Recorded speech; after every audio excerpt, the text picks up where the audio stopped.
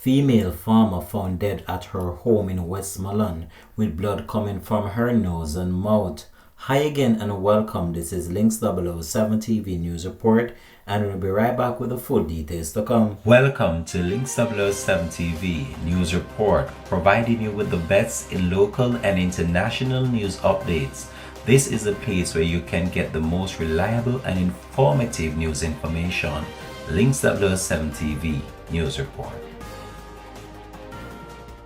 Welcome back and thanks for joining us. This is Links 007 TV News Report. A 60-year-old woman was found dead at her home in Westmoreland on Thursday. She has been identified as Doreen Crooks, a farmer of Lennox Bigwood in the parish.